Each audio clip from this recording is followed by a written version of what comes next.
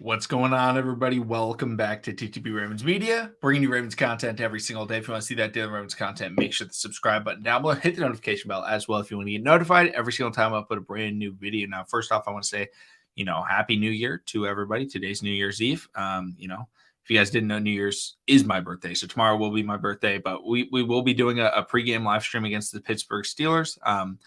May be able to do a post. I work very early in the morning, so I don't know if I'm going to be able to do a post game stream. May be able to do something really quick, but could happen. Tuesday or Monday afternoon, doing a live stream and talking about the game. Just depends on what kind of time the game ends at. But make sure to come through to the pregame stream. My buddy Maddox, who's a Steelers fan, will be on, so that'll be a lot of fun. Myself and Joshua. Just talking some good Ravens football. But, this video kind of wanted to talk about, preparations and anticipations for this Pittsburgh Steelers game. But the first thing is the Ravens signed Anthony Brown to the 53-man roster. And this is exactly what was expected. I'm not trying to come out and be like, this is insane news. No.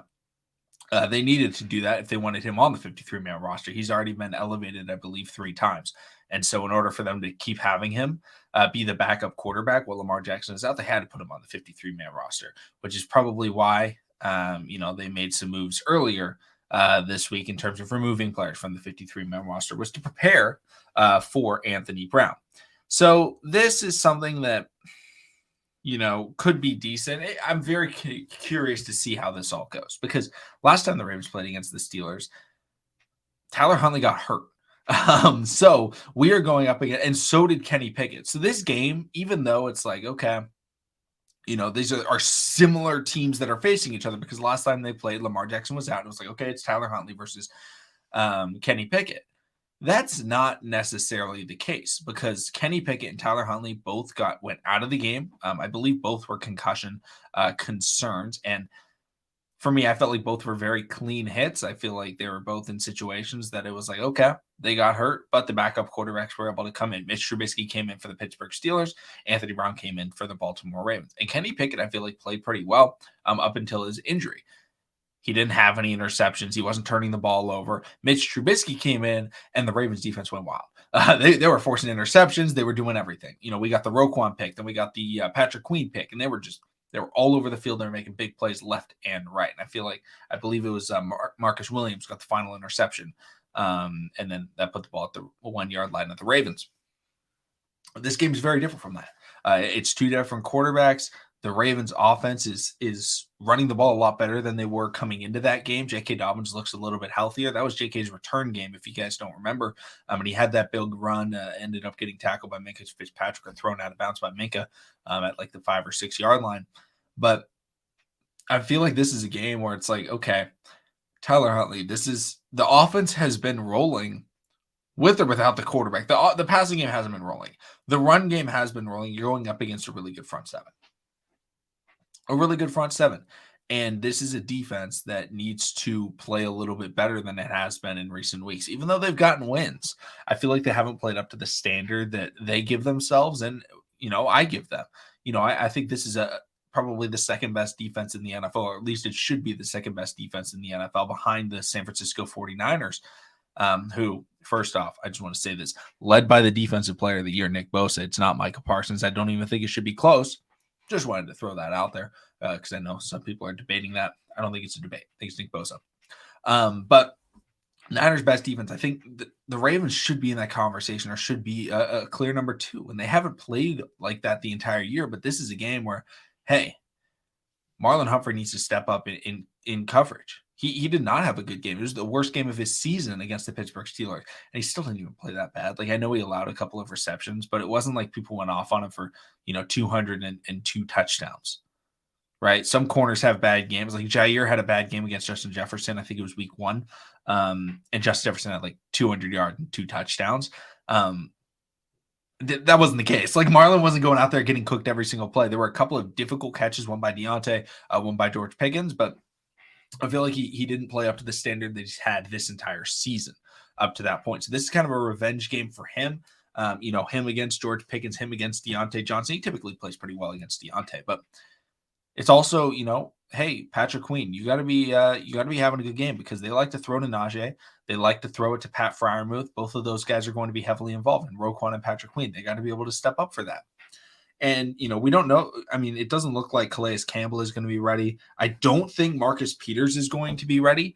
So we're going to have to see out of all of those players, like backups come in and perform.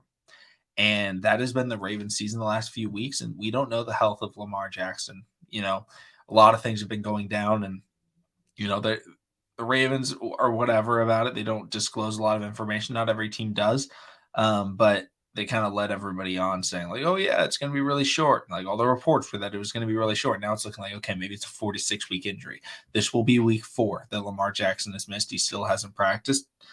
He's already been declared out. Again, this is a huge must-win game. I talked about it in the last video I made. This is a must-win. This is an absolute must-win because if you win, that means next week is for the division. If you lose, you need the Bills to beat the Cincinnati Bengals to have a chance of winning the division. And the Tennessee Titans just lost, meaning it looks like the Jacksonville Jaguars will be the team that you're facing in the first round of the playoffs if you are in the number 1 wild card seed. And the Ravens have to win at least one game to be the number 1 wild card. This is a much more winnable game than the Cincinnati Bengals, especially if the Ravens don't have Lamar Jackson against the Bengals.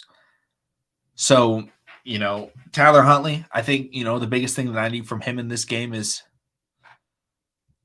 don't turn the ball over. Be smart. I think that's the biggest thing. You got to be smart.